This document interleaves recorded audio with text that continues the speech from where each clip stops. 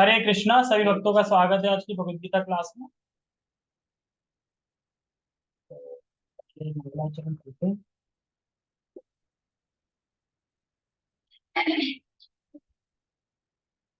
ओम अज्ञानतिमिरान्धस्य ज्ञानञ्जनाशलाकया चक्षुरुन्मीलितं येन तस्मै श्रीगुरुवे नमः। श्रीचैतन्यमनोभीष्टं स्थापितं येन भूतले स्वयं रूपः कदा मह्यं ददाति स्वपदान्तिकम्। वन्देऽहं श्रीगुरो श्रीयुतापदकमलं श्रीगुरून् वैष्णवांश्च श्रीरूपं साग्रजातं सहगण रघुनाथामृतं तं सजीवं साधुवेतं सावधूतं परिजनसहितं कृष्णचैतन्यदेवं श्रीराधा कृष्णपादान् सहगण ललिता श्रीविशाखा कृष्णं। हे कृष्ण करुणा सिंधु दीन बंधु जगतपते गोपेश गोपिका कांता राधा कांता तप्त कांचन गौरांगी राधे वृंदावनेश्वरी वृषभानुसुते देवी प्रणमामि हरिप्रिये। वाञ्छाकल्पतरुभ्यश्च कृपा सिन्धुभ्येव च पतितानां पावनेभ्यो वैष्णवेभ्यो नमो नमः। जय श्री कृष्ण चैतन्य प्रभु नित्यानंद श्री अद्वैत गदाधर श्रीवासादि गौर भक्त। हरे कृष्णा कृष्णा कृष्णा हरे हरे हरे राम राम राम हरे हरे। रामाय रामभद्राय रामचंद्राय वेदिषे रघुनाथाय नाथाय सीताय पते नमः। नमो विष्णुपादाय कृष्णपृष्ठाय भूतले श्रीमते भक्तिवेदांता स्वामिनि। नमस्ते सारस्वते देवे गौरवाणी प्रचारिणि निर्विशेषा शून्यवादी पश्चात देश। हरे कृष्णा। तो सभी का स्वागत है आज की भगवद गीता क्लास में। और हम आज अध्याय का आखिरी श्लोक है और हम जानेंगे कि ये जो ज्ञान बताया है, भगवान के द्वारा बताया गया है, उस ज्ञान को अगर हम जान लेते हैं तो हमें क्या फल प्राप्त होगा ही। मतलब कि जो हमारा प्रयास है वो सफलतापूर्ण होगा ही, सफलता प्राप्त करेंगे ही जो इस ज्ञान को जानता है।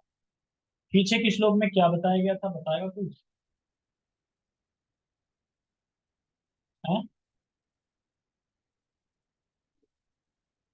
याद नहीं है ना? पीछे का क्यों पूछते हो? आज का पूछा करो, पीछे का कौन याद है? इसलिए तो पूछता हूँ। हाँ, वेदों का सार। अरे माइक खो दियो।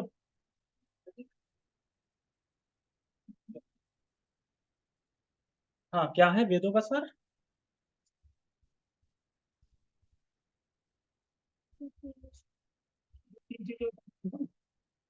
पिछले श्लोक में क्या बताया? श्लोक क्रमांक 19 में। अरे मतलब श्लोक का क्या अर्थ है? 19 श्लोक का अर्थ क्या? ये श्लोक का अर्थ था कल के श्लोक में, पीछे के 19 नंबर श्लोक में। अब बताया तो बहुत कुछ था, मैं सारी श्लोक का अर्थ पूछ रहा हूँ। हाँ, तो यही था मतलब कि वो तो तीनों श्लोकों का बता रहे हो आप। मैं बता रहा हूँ कल के श्लोक का क्या अर्थ था। सिर्फ श्लोक का ये क्या वहां से दिखा रहे हो? हैं? मुझे पता लग गया मतलब ये क्या फायदा?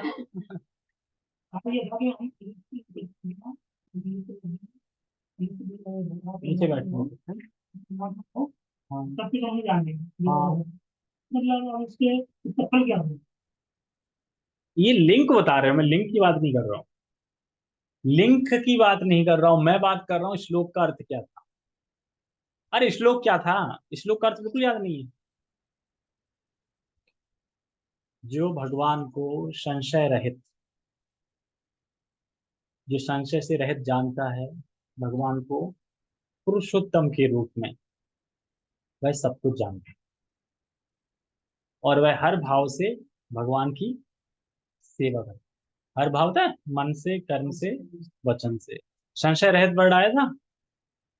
संशय रहित मतलब जो भगवान को, जो मुझे संशय रहित जानता है। ठीक है, एक बार श्लोक देख के बता देता हूँ। यो माम, यो माम एवं असम्मूढ़ा, आया था वर्ड, यो माम एवं असम्मूढ़ा, जो मुझे बिना संशय रहित जानाति पुरुषोत्तम, जो मुझे पुरुषोत्तम रूप में जानता है। अच्छा जानता है तो क्या, क्या है व्यक्ति, तो कह रहे हैं स सर्ववित भजती माँ, वह सब कुछ जानता है और सब कुछ जानने के बाद रजाई लेके सो जाता है। जो सब कुछ जानता है तो फिर क्या करेगा, भजंती यानी भजन करता है। भजन सेवा के रूप में भी लिया गया है, भजन मतलब सेवा करता है, भजन करता है। कैसे करता है, किस भाव से करता है, कहाँ फंसा दिया, इस भाव से करता है, नहीं, किस भाव से करता है, मन से भी वचन से भी हर भाव से करता है, सेवा करता है। समझ में आ गया पीछे के श्लोक में क्या। अब मैं जब भी पूछूं कि पीछे के श्लोक में क्या बताया गया था, तो इस श्लोक का अर्थ बताना है, ना कि लिंक बताना है, ठीक है, समझ में आ गया। ये अरे यार, ये लगाने से ये तो,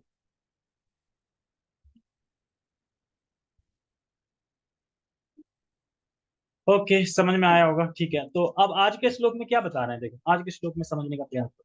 जो व्यक्ति इस बात को समझता है, जो व्यक्ति इस बात को समझता है, वह निश्चित रूप से सफलता को प्राप्त होगा, भगवान उसको सफल बनाए। क्या लिंक था आज के श्लोक का, आज के श्लोक का क्या लिंक है, अभी बताया ना मैंने, कहाँ मन कहाँ था तुम्हारा, बस इतना सुन पाए किसको सफल बनाए। हाँ, जो जो इस बात को समझता है निश्चित रूप से सफलता प्राप्त होगी होगी। कौन कराएगा सफल उसको, भगवान सफल करेंगे।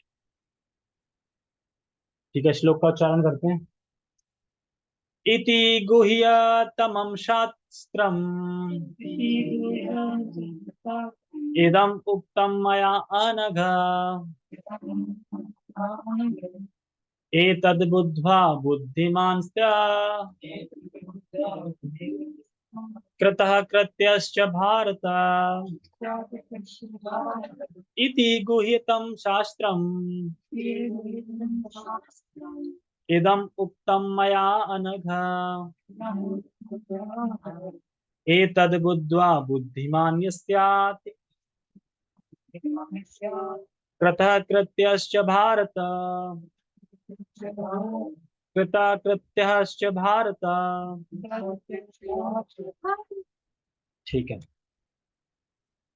इति गुह्यतम शास्त्रम, ये जो मैंने तुम्हें गुह्यतम शास्त्र बोला है, कौन सा शास्त्र, क्या, मैं पूछ रहा हूँ ये जो मैंने तुम्हें गुह्यतम शास्त्र बोला है, कौन सा शास्त्र, और कोई बताएगा। हाँ, तीन श्लोक, ना कि गीता। तीन श्लोक, वेदों का सार क्या है, ये तीन श्लोक है ना, इन तीन श्लोकों, ये गुह्यतम बताया है तीन श्लोक। क्या बताए, ये जो मैंने तुम्हें गुह्यतम बात बताई ना, कौन सी गुह्यतम, तीन श्लोक, तीन श्लोक की बात हो रही है हमसे, ठीक है, कौन से तीन श्लोक है, श्लोक खाली नंबर बताओ। हाँ, 16 17 18, पूरा गीता की बात नहीं कर रहे हैं भगवान। इति गुहितम शास्त्रम, अच्छा, ठीक है, आगे। इदम उक्तम मया नघ, जो मेरे द्वारा तुम्हें कहा गया है। ये जो तीन श्लोक कहे गए थे भगवान के द्वारा अर्जुन को कहे गए, क्योंकि तुम अनघ, अनघ मतलब क्या होता है, अघा मतलब होता है पाप, अनघ मतलब, अनघ, नाघ मतलब अनघ, अनघ मतलब पाप से रहित। क्यों कहा गया है, क्योंकि तुम पाप से रहित हो, अर्जुन को, यानी जो पाप में लिप्त है उसको ये गौतम ज्ञान नहीं बताना चाहिए, उसको भगवत गीता का ज्ञान नहीं बताना, ठीक है। तो उसको उद्धार कैसे करेंगे, आ गया, उसका उद्धार होगा, सब पापी हैं यहाँ पे, पापी तापी कौन सा। आगे लाइन में कह रहे हैं, जैसे देखो एक चीज समझनी होगी हमें यहाँ पे, इसमें टीका में गुहितम कहने का अर्थ क्या बताया गया है, जो व्यक्ति पाप रहित नहीं है, जो योग्य नहीं है, उसको ये शास्त्र का ज्ञान नहीं देना चाहिए। गुहितम इसलिए बोला जाए, जो पाप रहित नहीं है और जो योग्य नहीं है उसको नहीं देना चाहिए। क्यों? क्योंकि वो समझ ही नहीं पाएगा। अगर तुम उसे भगवत गीता ज्ञान बताओगे तो वो समझ ही नहीं पाएगा, क्योंकि पाप है उसमें।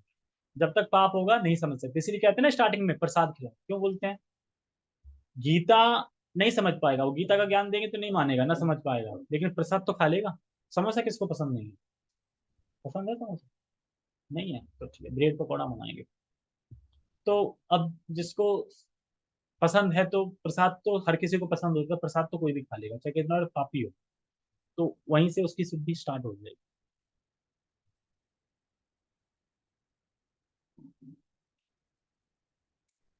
जैसे हमने कल चर्चा करी थी कि जो व्यक्ति कृष्ण को सामान्य, कल या परसों जो भी करी थी, जो व्यक्ति कृष्ण को सामान्य मनुष्य मानता है तो उसे कौन कौन से, किन किन क्षेत्रों में विफलता प्राप्त होती है? कौन बताएगा? एक और किसी को बताने? दूसरा? सिद्धि मुक्ति, और तुम बोलते सिद्धि मुक्ति कामी सकल शांति, कामी, काम कुछ नहीं होगा उसमें, तो पढ़ाई रहेगा वो तो। हाँ, कौन? जैसे मान लो कि भगवान को सामान्य मनुष्य मानता है, ना तो उसे मुक्ति मिलेगी, ठीक है, ना उसे धाम मिलेगा, कुछ नहीं मिलेगा, और ना उसे स्वर्ग मिलेगा, कुछ नहीं मिलेगा। स्वर्ग पता है ना? जैसे आज मैं प्रभुपाद जी की स्मॉल बुक पढ़ रहा था, उसमें बता रहे थे कि मनुष्य का यहाँ पे जीवन 100 साल है। तो हमें लगता है अरे बहुत टाइम है, अभी लगता है ना, लेकिन धीरे धीरे टिक टिक टिक टिक करके वो समय आ ही जाएगा। मान लो कि कोई 100 किलोमीटर दूर पैदल जा रहा है, अगर वो चलता रहे, रुके ना कभी, तो एक दिन पहुंचेगा ही पहुंचेगा, ये कंफर्म है। 200 किलोमीटर हो तो नहीं पहुंचेगा, कभी पहुंचेगा। 1000 किलोमीटर हो, 1 लाख 1000 किलोमीटर, कितना भी हो, मान लो वो समर्थ है, मरेगा नहीं, लेकिन चलता रहे टिक टिक एक एक पैर, तो पहुंचेगा ही पहुंचेगा। तो उसी तरीके से अगर स्वर्ग में 10,000 साल आयु है तो क्या हुआ? मृत्यु तो तब भी आएगी ना, क्योंकि तब भी तुम्हें कहोगे अभी तो बहुत टाइम बचा है, क्योंकि वहां पे 10,000 साल के, वहां वहां पे 10,000 के साल बोलोगे, यहाँ पे 100 साल के साथ चले, वहां 10,000 के साल चलेंगे, लेकिन मृत्यु तो वहां भी है। तो तुमने क्या हासिल किया स्वर्ग में जाकर? तुम स्वर्ग ढूंढ रहे हो, काफी प्लेनेट ढूंढ रहे हो कि वहां पे जीवन है कि नहीं। अगर तुम्हें ढूंढना ही है तो ऐसा धाम ढूंढो ना कि जहां से वापस ना आना पड़े, और जहां पे कभी मृत्यु ना हो, वो ढूंढो ना, तो ये बुद्धिमानी है ना। तो जो अन्य ग्रहों की सुगम यात्रा जो बुक है, उसमें उसमें पूरा वैज्ञानिक को खोल खोल के बताया गया है, मतलब किस चीज में लगे हो। हाँ, मान लो भेजा होगा, स्पर्श करके आ भी जाएगा, तुम वहां पे 12 घंटे रुक सकते हो, 24 घंटे रुक सकते हो, आना तो पड़ेगा नहीं तो। और तुम 24 घंटे छोड़ो, चलो वहां पे तुम, क्योंकि रह नहीं सकते वहां पे तुम, क्यों? जिस तरीके से मछली को पानी से निकाल दो तो वो नहीं रह सकती। इस पृथ्वी में ही शरीर के आकरण अलग अलग है कि नहीं? हम पानी में कितनी देर रह सकते हैं? 10 घंटे, 12 घंटे, मान लो ऑक्सीजन लगा लेंगे, एक दिन, 2 दिन, 10 दिन, आना पड़ेगा ना बाहर। उसी तरीके से अगर तुम चंद्रमा में पहुंच भी जाओगे, चंद्रमा पे, तो वहां पे तुम्हारा शरीर ही नहीं बना वैसा, कितनी देर तक रह पाओगे? आना पड़ेगा। शरीर ही नहीं बना हमारा वहां जैसा, तो हम कैसे रह सकते हैं? स्वर्ग लोक में शरीर मिलता है ना, स्वर्ग लोक। अब पता नहीं वहां पे कौन क्या देखा क्या नहीं देखा, वो तो तस्वीरें लेके आ गए वहां पे, बंजर सा पड़ा हुआ, इस तरीके से। जाते हैं पता नहीं कौन से ग्रह पे जाते हैं, ये भी नहीं पता, क्योंकि बताते हैं कि यानी कितने 7 महीने लगते हैं, पता नहीं कितने पहुंचने में। अब जो भी आएगा उनको, ठीक है, हम इस श्लोक पर। तो समझो कि लोग अगर भगवान को सामान्य मनुष्य मान रहे हैं तो क्या होगा, ये हमें बता रहा था। एतद बुद्ध्वा बुद्धिमान, इसको समझकर के बुद्धिमान व्यक्ति बुद्धिमान होता है। क्या कह रहे हैं? एतद बुद्ध्वा बुद्धिमान, तो ये समझकर, यानी ये जो चीज ऊपर बताई गई है, इसको समझकर बुद्धिमान व्यक्ति बुद्धिमान होता है, और वह जो भी साधन करता है उसमें वह सफल होता है। समझ लगे? यानी 3 श्लोक जो बताया उसको समझ गया, कर रहा है, श्रद्धा से कर रहा है, भगवान के धाम मिल जाए तो उसको सफलता मिलेगी ही मिलेगी। ठीक है, लगे रहना है, कहने का मतलब ये। जैसे ये शब्द सुना है, इसमें आगे आता है बुद्धिमान, हाँ, फिर आगे आ रहा है बुद्धिमानस्त्यातः कृतः कृतश्च भारत, और वह जो भी साधन करता है उसमें सफल होता है, हे भरत। यानी कृत कृत में कृत कृतज्ञ हो गया, कहते नहीं, कृत कृत मतलब कि आज आनंद आ गया, पूर्ण हो गया, सफलता मिल गई, किसी भी काम में लगे हैं सफलता में नहीं होते हैं।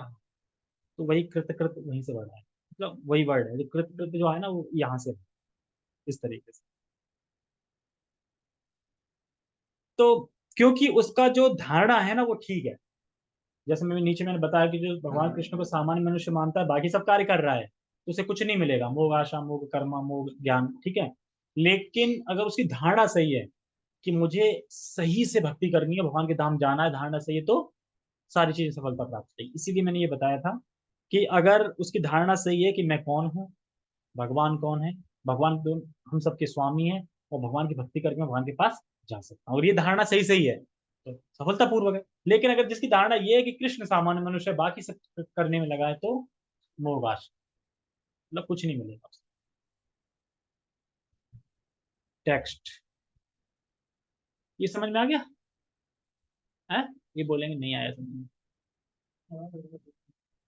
थोड़ा बहुत ही क्यों आए, पूरा है। इति गुह्यतम शास्त्र, ये जो मैं गुह्यतम शास्त्र बता रहा हूँ,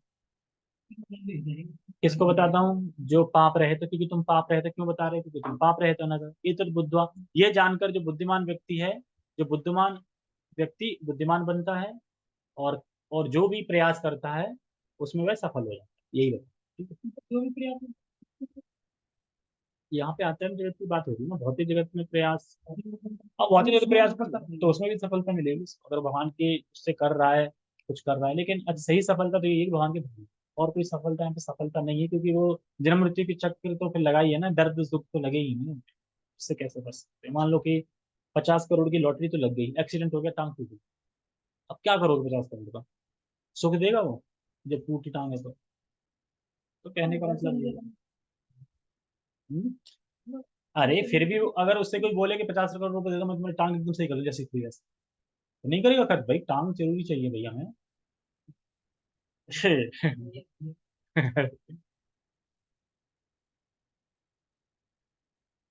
ठीक है, टेक्स्ट।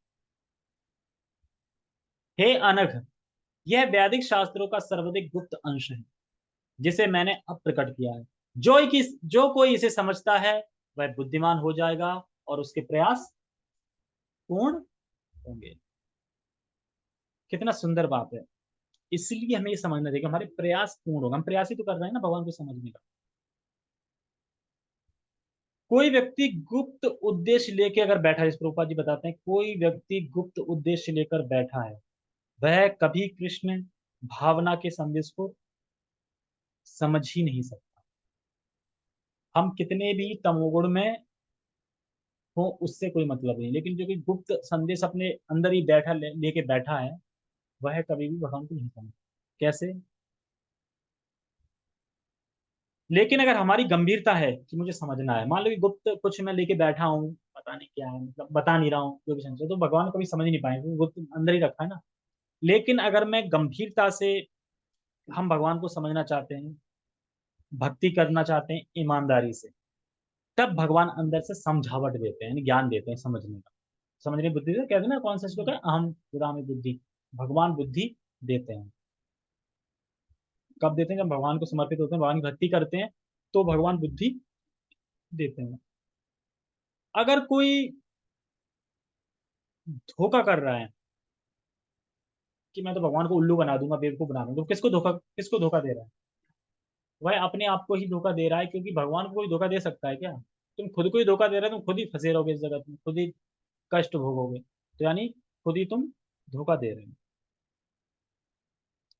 और इसमें एक लिंक बताते हैं कि अयोग्य ज्ञान, मैंने आया था ना गुहितम मतलब आया था, कि इस ज्ञान को अगर कोई अयोग्य व्यक्ति के समझ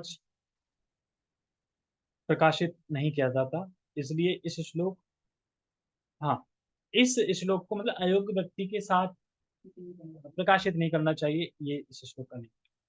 और गुहितम क्यों बोल रहे हैं? गुहितम का मतलब इसे जान के जीव मुक्त हो जाता है। गुहितम मतलब 3 श्लोक, ये 3 श्लोक में गुहितम है, क्योंकि लोगों को पता नहीं है ऊपर भी वृक्ष है, यहाँ उल्टा वृक्ष है, इस सब के बारे में नहीं पता। तो ये गुहितम है, इसको जो जान जाएगा वो पार लग जाएगा, मुक्त हो जाएगा। अनग, अनग का मतलब क्या होता है अभिषेक? हाँ। अनग मतलब पाप रहित। ये उल्टा सीधा वृक्ष कौन समझ पाता है? जो अनग है, यानी पाप रहित। पाप रहित है उसको हम समझाएंगे तो वो समझ जाएगा, लेकिन जो पाप रहित नहीं है उसको हम समझाएंगे उसको कुछ समझ में नहीं आएगा। तो इसलिए अनग बोल रहे हैं वर्ड आ। और गुप्त अंश क्यों बोल रहे हैं? गुप्त अंश है क्या? जो ऊपर का वृक्ष है, ऊपर का वृक्ष है मतलब आध्यात्म जगत है, उसके बारे में पता है किसी को?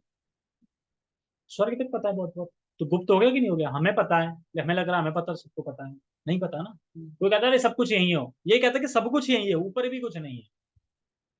फिर जब तुम कष्ट में आते तो क्यों बोलते हो अरे भगवान, क्यों मुंह से निकलता है भगवान? ऊपर है ही नहीं कुछ, तो ऊपर देखे क्यों भगवान निकलता है? ऊपर है ही नहीं कुछ। तो जो ऊपर का वृक्ष है ये गुप्त है, अंश है। और जो कोई इसे समझ लेता है वह बुद्धिमान हो जाएगा, बोल रहे हैं ना। जो कोई इसे समझ लेगा इस वृक्ष के बारे में, साधारण जगत के बारे में, वह बुद्धिमान हो जाएगा। तो हम लोग कौन है? बुद्धिमान है ना। ऊपर अध्ययन जगत नहीं समझ गया कि हाँ एक लोक है, बुद्धिमान माने जाएंगे ना, बेवकूफ नहीं है। कहते हैं ना कृष्ण भक्त बड़ा चतुर, तो फिर चतुर होता है। अब बुद्धिमान हो गया तो हमें कहाँ इन्वेस्ट करना चाहिए? अध्ययन जगत में इन्वेस्ट करना चाहिए ना, क्योंकि वहां की चीज शाश्वत है, हमेशा रहेगी। और यहाँ इन्वेस्ट करेंगे तो सब खलास हो जाएगा। मृत्यु के समय में सब खलास, तुम्हारे लिए तो खलासी हो गया ना, वो रखा है वो रखा है उसके लिए, तुम तो नहीं भोग रहे ना उसको। है? क्यों? क्यों इन्वेस्ट नहीं कर रहे अपन ऊपर? हरि नाम कर रहे हैं, सुबह जप नाम कर रहे हैं, क्यों कर रहे हैं? ये इन्वेस्ट नहीं है तो क्या है ये? लक्ष्मी के संक्षेप में नहीं बोल रहा हूँ कि लक्ष्मी एक चीज है। इन्वेस्टमेंट हम अपना टाइम भी तो इन्वेस्ट कर रहे हैं ना ऊपर। हम उसे घंटे और कुछ भी तो कर सकते हैं, हम इस आधे घंटे और कुछ भी तो कर सकते हैं ना। हम इस आधे घंटे क्या कर रहे हो? तुम इस आधे घंटे कर पक्का है कि टीवी देख रहे हो, पिक्चर देख रहे हो। तो फिर तो क्योंकि हम अपना इन्वेस्ट करेंगे तो यहाँ सब खलास हो जाएगा, तो वहां पे सफल होंगे। तो हमें पुरुषोत्तम जो सभी में उत्तम है, सभी को बीज प्रदान करने वाले हैं, सभी के नियंता हैं, सभी के नियामक है, उनकी शरण लेनी चाहिए। और टीका में इसमें कुछ दो तीन पॉइंट बता रहे हैं कि भगवान कृष्ण ही पुरुषोत्तम है, इस बात को स्थापित करते हैं तीन श्लोक। भगवान कृष्ण ही पुरुषोत्तम भगवान है, ये स्थापित कर रहे हैं तीन श्लोक जो बताए गए। कौन से? 16 17 18। रट लेना, 16 17 18 ये क्या है? वेदों का सार। 16 17 18 वेदों का सार। ठीक है। और इसमें इस संक्षेप में बोल रहे हैं कि अपात्र को ज्ञान नहीं देना चाहिए, जो मतलब पात्रता नहीं है, जिसके पास पाप से जुड़ा हुआ है। तो फिर कोई बोले अच्छा तो प्रचार ना करें क्योंकि हम तो सब पापी धापी से ही मिल रहे हैं, तो क्या करना चाहिए बताओ? यहाँ बोल रहे हैं कि जो अपात्र है, जो पाप से रहित नहीं है, उसको ज्ञान नहीं देना चाहिए। लेकिन इस्कॉन तो तुम देख रहे हो ना, हम अपनी बात नहीं कर रहे, इस्कॉन तो दे रहा है ना सबको ज्ञान। फिर क्यों दे रहा है? प्रैक्टिकली जो देखो कथा पंडाल लगते हैं उसमें मतलब नहीं होता, उसमें तो कोई भी आता है बैठता चला जाता है, ठीक है। इंडिविजुअल में किसी को काउंसिल कर रहा हूँ, इंडिविजुअल या कोई ग्रुप में मतलब, तो उसमें बताते हैं कि जो सुनने को इच्छुक है, जो सुनने को तैयार है, जो मानने वाला है, उसको देना चाहिए। जो सुनने का इच्छुक नहीं है, तैयार ही नहीं सुनने को, उसको नहीं कभी ज्ञान देना चाहिए। क्यों? क्योंकि वो उल्टा ही बोलेगा और अपराध करेगा भगवान को, उल्टा ही बोलेगा छूट से वो। जो सुनने का इच्छुक नहीं है, जैसे मान लो बहुत से लोग होते हैं ना, अरे बताओ भगवान के बारे में कुछ तो बताओ, मतलब मैं जानना चाहता हूँ भगवान के बारे में, उसे बताना चाहिए। लेकिन सुनने के तहत इसमें इसमें सब ड्रामा है, उसको बता के क्या तुम अपराधी करोगे ना, क्योंकि वो कुछ उल्टा सीधा बोलेगा, वो तुम पे भी लगेगा साथ में। तो ये चीज हमें देखनी है। जो सुनना नहीं चाहते हैं, जो इच्छुक नहीं है, उन पे समय बर्बाद नहीं करना चाहिए, उल्टा वह अपराध करेंगे। तो शास्त्र का पूर्ण ज्ञान क्या है, मतलब देना किसको चाहिए समझ में। अब शास्त्र का पूर्ण ज्ञान क्या है, जो वेदों का बताया, कल तीन चीजें बताई थी ना मैंने, संबंध, अभिधेय और प्रयोजन। तो वही है, भगवान से संबंध, भक्ति रूपी अभिधेय कि भक्ति करके मुझे जाना है, और प्रेम रूपी प्रयोजन, प्रेम मतलब वहां का प्रेम प्राप्त करना है, वो प्रयोजन है। ठीक है। तात्पर्य आज जूम पे समझ में आ रहा है कुछ या नहीं? हैंड रेस करके बोल दिया करो भाई, जो कुछ ना समझ में आए एकदम।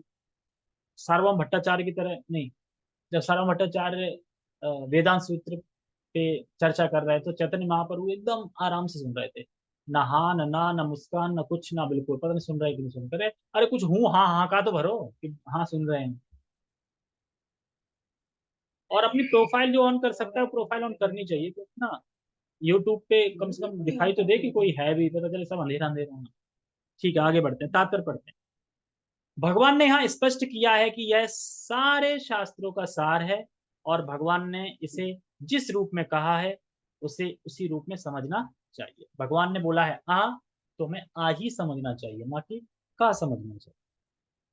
देखो, जब कुछ शास्त्र हम पढ़ रहे हैं और कुछ समझ में ना आए, मान लो हम काउंसलिंग कर रहे हैं, या हम प्रचार कर रहे हैं, या कथावाचक कर रहे हैं, कुछ भी कर रहे हैं, मान लो कुछ समझ में नहीं आया, तो क्या करना चाहिए? अपनी टीका कर देनी चाहिए? नहीं। आए तो भक्तों से पूछ लेना चाहिए, क्योंकि भगवान क्या कहना चाह रहे हैं, मैं समझ में नहीं आ रहा, तुम्हें अपने सीनियर भक्तों से पूछ लेना चाहिए कि इसका अर्थ क्या है। ऐसा नहीं है कि मतलब सुन के कंफर्म कर लेना चाहिए और तब बताना चाहिए, अपनी टीका नहीं बोलनी चाहिए कि मुझे ये समझ में आया। कभी भी अगर बाय द वे गलती से कभी बोल भी दिया, तो नेक्स्ट उसमें बोल देना चाहिए कि फला फला मैंने वहां गलत बोल दिया था वहां पे, तो वो ऐसे ग्रहण कर दो, तो इसमें कोई दोष नहीं। करेक्ट कर दोगे ना, तो इसमें कोई दोष नहीं। इस तरह मनुष्य बुद्धिमान तथा दिव्य ज्ञान में पूर्ण हो जाए। इस तरह मतलब कैसे? जैसे भगवान ने बोला है यथावत ग्रहण करके हो जाए। दूसरे शब्दों में भगवान के इस दर्शन को समझने तथा उनकी दिव्य सेवा में प्रवृत्त होने से प्रत्येक व्यक्ति प्रकृति के गुणों के समस्त कलमश से मुक्त हो सकता है। ये मैंने बताया था ना, कलमश से मुक्त हो सकता है। कहाँ पे है? हाँ, मुक्त हो सकता है। देखो, एक तो भगवत गीता का दर्शन ठीक ठीक से समझना होगा, और उसके बाद क्या करना है? क्या करना है?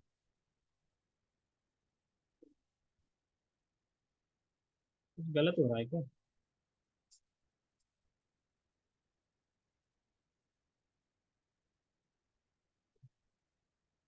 हाँ, प्रकृति गुणों के क्रमश से मुक्त होना, ठीक है। मैं तो जब भगवान के बारे में सुन लिया है, समझ लिया है, तो उसके बाद बैठना नहीं चाहिए, क्या करना चाहिए? भगवान की भक्ति और सेवा करनी चाहिए। और जब हमें खुद से कॉन्फिडेंस हो जाए, खुद से आ जाए, तब प्रचार। ठीक है, पहले खुद का आचरण, मतलब पहले खुद में अप्लाई करना चाहिए चीजें, खुद को समझना चाहिए, तभी हम बाहर बताएंगे। जब खुद ही नहीं आता तो बाहर कैसे बताएंगे? यही सी चीज। और कह रहे हैं, भक्ति आध्यात्मिक ज्ञान की एक विधि है। जहां भी भक्ति होती है, वहां भौतिक कलमश नहीं रह सकता। आप समझ रहे? जहां भक्ति है, यानी जहां भगवान है, भक्त लोग हैं, वहां पे भौतिक कलमश नहीं रह सकता। भगवान स्वयं ही क्या करते हैं? उस भौतिक कलमश को तिरोहित कर देते हैं, खत्म कर देते हैं, नष्ट कर देते हैं। तो हमारी ताकत नहीं है कि हम भौतिक कलमशों को नष्ट कर सके, भगवान ही खत्म कर देते हैं जहाँ पे भक्ति होती है। अब ये समझना, कहाँ पे थे? भगवत भक्ति तथा स्वयं भगवान एक हैं, क्योंकि दोनों आध्यात्मिक है। क्या मतलब है इसका? भगवत भक्ति तथा स्वयं भगवान एक हैं, क्योंकि दोनों आध्यात्मिक। ये तो शक्ति शक्तिमान हो गए। भक्ति आध्यात्मिक होती है, लेकिन यहाँ पे कह रहे हैं भक्ति तथा स्वयं भगवान एक हैं। अच्छा ठीक है, मैं क्वेश्चन करता हूँ। अरे मुझे भगवान की शरण में जाना, भगवान की शरण में जाना, तो कैसे जाएंगे? हाँ, मेरी सेवा करके भक्ति करके, तो यही तो कह रहे हैं भगवत भक्ति तथा भगवान स्वयं एक है। तो ये हम बता रहे हैं। कभी कभी लोग बोलते हैं भगवान की शरण ले तो लेंगे तो, पर क्या करें? मतलब कैसे शरण लेंगे, करें क्या? मतलब भगवान की शरण ले तो ले, पर करें क्या? मतलब क्या करके शरण ली जाती है, ये समझ में नहीं आता ना। मतलब भक्ति की शरण ले, अगर हमने भक्ति की शरण ले ली, मतलब भगवान की शरण ले ली। भक्ति और भगवान में कोई अंतर नहीं है, एक ही है। भक्ति के अंगों का अनुशीलन करके भक्ति की शरण ले ली, और भक्ति शरण लेकर अब क्या करना है? भक्ति के जो 9 विधियां उनकी उनका अनुसरण करना।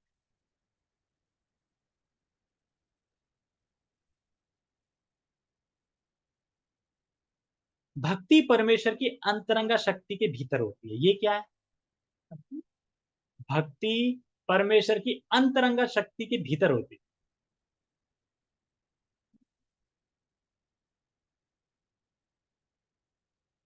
अंतरंगा शक्ति के भीतर होती है भक्ति, मतलब जैसे नारियल के भीतर नारियल का पानी होता है। हाँ ठीक है। देखो, जीव भगवान को तब समझ सकता है जब भगवान की सम्मित शक्ति और आह्लादनी शक्ति के संपर्क में आए। और जो भक्ति का जो प्रोसेस है पूरा, वो आह्लादनी के संपर्क में ही है हम। भक्ति आध्यात्मिक जगत की है ना, आध्यात्मिक है ना भक्ति। तो और आह्लादनी शक्ति क्या है? राधा रानी। तो हम उनके संपर्क में ही है लगातार। हरे कृष्णा कर रहे हैं तो किसके संपर्क में? तो उनके भीतर ही तो फिर भक्ति है ना। हाँ तुम वही कह रही थी, मैं ये थोड़ी कह रहा हूँ, गलत कह रही थी। भगवान सूर्य के समान है और अज्ञान अंधकार के समान, ये तो पता ही है। तो अविद्या का, जैसे अंधकार में बताया ना अविद्या, तो अविद्या का तिरोहित करते कल बताया था। ये टैप्स, ये सूर्य है क्या? ये बोला था मैंने, अभी पीछे चिपकाना, जो आपस में बोलेगा 10 रुपया चलेगा ना, 10 रुपये मुझसे नहीं, आपस में बोला था बाद में, ठीक है। वो दिख जाता है, यहाँ पे कैमरा लगा है, ठीक है। तो खुले खुले रुपए काफी, गुल्लक रखो, गुल्लक लाता हूँ, गुल्लक पे ही लिख दूंगा सेवा, ऐसे करके एक पर्चा लगा दूं। कोई कहीं भी बैठे उसे नहीं, आपस में जो बोलेगा फाइन लगेगा। जूम पे भी जो आपस में बोलेगा उस पर फाइन लगेगा। जूम पे तो बोलते ही बोलते होंगे, इसकी प्रोफाइल ऑफ कर रखी है। अब शिवदार प्रभु ने प्रोफाइल ऑफ क्यों कर रखी है? क्या करना चाहिए तो चालू कर लो ना, कोई दिक्कत नहीं ना, लेट के सुन रहे हो तो चालू कर लो, मुंह तो दिखाई देगा, क्या कोई जो सुन रहा है। ठीक है, आगे बढ़ते हैं। जहां सूर्य विद्यमान है वहां अंधकार का प्रश्न ही नहीं उठता। ये एक मैं बहुत अच्छी बात सुन रहा था, कि जब अंधकार होता है तो हम क्या करते हैं, बल्ब जला देते हैं। तो बल्ब जलाने से क्या होता है, अंधकार दूर हो जाता है। और अगर बल्ब जला के रखेंगे, क्यों जला के रखते हैं, बल्ब जला के ही क्यों रखते हैं, ताकि अंधकार ना आए, क्योंकि जैसे ही बल्ब बंद करेंगे अंधकार फिर आ जाएगा। तो उसी तरीके से जैसे ही हम भक्ति स्टार्ट करते हैं, हरिनाम करते हैं, तो मतलब प्रकाश, मतलब अंधकार हमारा जो भी अनुभव भागते हैं। लेकिन हम वापिस क्यों लेते रहते हैं, क्यों लेते रहते हैं, क्योंकि बंद करते हैं तो अंधकार फिर आ जाएगा ना। तो मतलब इसलिए लाइट भी जला के रखते हैं, तो एग्जाम्पल है बताने के लिए। तो इसीलिए हमें भक्ति करते रहना, जैसे ना अजान मिलने तो एक बार हो गए थे, उसके पाप खत्म, फिर क्यों ले रहा था, फिर क्यों ले रहा था, प्रेम बढ़ रहा था ना उससे, मतलब कंटिन्यू कंटिन्यू कंटिन्यू ऐसे करना। आगे बढ़ते हैं। अतएव जब भी प्रामाणिक गुरु के मार्गदर्शन के अंतर्गत भक्ति की जाती है तो अज्ञान का प्रश्न ही नहीं उठता। जब अगर हम प्रामाणिक गुरु से के निर्देशन का पालन कर रहे हैं, तो फिर अज्ञान का प्रश्न ही नहीं उठता। कहने का मतलब यह है कि सारा ज्ञान हृदय में प्रकाशित होगा। अगर हमने प्रामाणिक गुरु के अंडर में हम भक्ति कर रहे हैं, उनके निर्देश का पालन कर रहे हैं, उनको संतुष्ट कर रहे हैं, तो कहते हैं ना, दिव्य ज्ञान हृदय प्रकाशित हो, सारा दिव्य ज्ञान हृदय में प्रकाशित हो जाएगा। कौन सा ज्ञान, जो भले ही तुमने सुना नहीं है वो भी ज्ञान। जैसे कृष्णा बुक में प्रभुपाद जी लिखते हैं कि अगर कोई कृष्णा बुक, मतलब अगर तुम, मुझे वो एग्जैक्ट लाइन याद नहीं आ रही, कि इसी के ऊपर है कि अगर कोई मतलब प्रामाणिक गुरु की सेवा करता है, तो कृष्णा बुक में जो लिखा है वो, और जो नहीं भी लिखा है, जो तुमने नहीं पढ़ा है वो भी, और जो पढ़ा है वो भी, सारा ज्ञान प्रकाशित। मुझे एग्जैक्ट लाइन याद नहीं आ रही क्या। प्रत्येक व्यक्ति को चाहिए कि इस कृष्ण भावनामृत को ग्रहण करे और बुद्धिमान तथा शुद्ध बनने के लिए भक्ति करे। किसके लिए भक्ति करे, इंजीनियर डॉक्टर बनने के लिए, इसके लिए, किसके लिए, बुद्धिमान और शुद्ध बनने के लिए। ठीक है। जब तक कोई कृष्ण को इस प्रकार नहीं समझता और भक्ति में प्रवृत्त नहीं होता, तब तक सामान्य मनुष्य की दृष्टि में कोई कितना बुद्धिमान क्यों ना हो, वह पूर्णतया बुद्धिमान नहीं है। ये भागवतम में आता है, जिसमें सुखदेव गोस्वामी महाराज परीक्षित को सौनक आदि ऋषि को जब सूत गोस्वामी सुनाते हैं, तो उसमें एग्जाम्पल देते हैं भौतिक लोगों का, जानवर से, ऊंट का, कुत्ते का, गधे का। इसमें बता रहा है कि सामान्य मनुष्य की दृष्टि में कोई कितना भी बुद्धिमान क्यों ना हो, वह पूर्णतया बुद्धिमान नहीं है। कहना क्या चाहते हैं, हम देखते हैं ना कि इस जगत में लोग एक दूसरे को बुद्धिमान बताते हैं, एक दूसरे को पुरस्कार दे रहे हैं, नोबल दे रहे हैं, नहीं दे रहे हैं, ताली बजाओ स्वागत है, और इनको पुरस्कार देते हैं, नहीं तो वैज्ञानिक में कहीं ना कहीं फंक्शन होते रहते हैं, उन्हें अवार्ड देते रहते हैं, कुछ देते रहते हैं, बड़ा बुद्धिमान है ये। आपस में ही, जैसे ऊंट क्या है, कांटे खाता है, और जब उसके खून निकलता है तो खून को समझता है बड़ा टेस्ट है, और उसी को ले रहा मतलब अपना ही खून। तो ये क्या कर रहे हैं, अपनी ही प्रशंसा कर रहे हैं सब लोग, मतलब अपना ही खून, मतलब कि घर बार करे, बच्चे पैदा करे, सब करे, बुद्धिमान है ये, आपस में सब कर रहे हैं। लेकिन क्या ये बुद्धिमान है, तो कृष्ण के बारे में नहीं जानते। तो यही चीज यहाँ पे बता रहा है। अगर इस श्लोक को पढ़ना हो ना, तो भागवतम में है, दूसरे कैंटो में 8वें अध्याय में 19 नंबर श्लोक है शायद। पूरा पोल खोली गई है पूरे इस जगत में लोगों, गधे से, कुत्ते से, सुअर से, इन सब से प्रभुपाद जी ने खूब तरह तरह से बताया। देखा ना, अभी कुछ दिन लंबी कथा चली, 5वें दिन था ना आज, कल छठवां दिन, 7 दिन, 7 दिन क्लास हुई सिर्फ एक श्लोक पे, उसी की व्याख्या चल रही है अभी, जो पोस्ट करते हैं उसमें, भागवत अध्यापन में उसमें। आगे बढ़ते हैं। जिस अनग शब्द से अर्जुन को संबोधित किया गया, वह सार्थक है। अनग अर्थात हे निष्पाप का अर्थ है कि जब तक मनुष्य पाप कर्मों से मुक्त नहीं हो जाता तब तक कृष्ण को समझ पाना कठिन है। साथ में 7वें अध्याय में भगवान ने बताया था कि जो पापी है वह कृष्ण के पास नहीं आता। जो पापी है वह कृष्ण के पास नहीं आता, 7वें अध्याय में बताया गया था। लेकिन ये नहीं कह रहे हैं कि वह आ नहीं सकता, लेकिन आता नहीं है, मतलब प्राय आता नहीं है। लेकिन भक्त लोग इतने कृपालु होते हैं कि उस पापी के पास भी जाते हैं, प्रसाद कीर्तन कुछ ना कुछ, मतलब मतलब कुछ ना कुछ ऐसा करके उसे धीरे धीरे पाप से निष्पाप बनाने के लिए कुछ ना कुछ क्रियाएं करते रहते हैं ना, कि बाहर नगर संकीर्तन निकाले, मान लो कोई पापी हो, सुन लिया उसने हरे कृष्णा, थोड़ा बहुत पाप कम हुआ ना उसका, तो लगे रहे निष्पाप बनाने के लिए। उसे समस्त कलमश नहीं थे ना, या कहाँ थे? हाँ, उसे समस्त कलमश समस्त पाप कर्मों से मुक्त होना होता है, तभी वह समझ सकता है।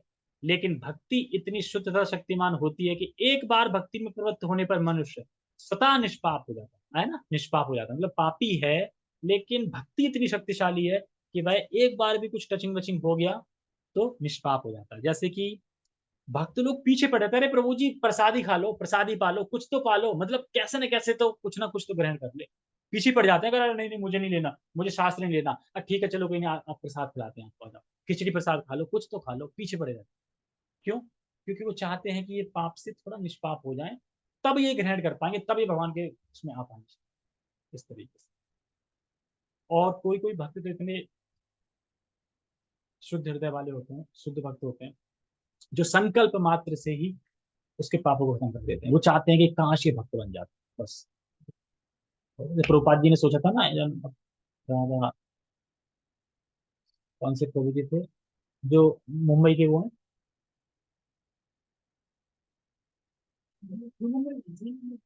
राधा ऐसे कुछ नाम है, मुझे नाम याद नहीं आ रहा है, पर उन्हें जब देखा था तो कहा कितना अच्छा लगा, काश ये भक्त होता।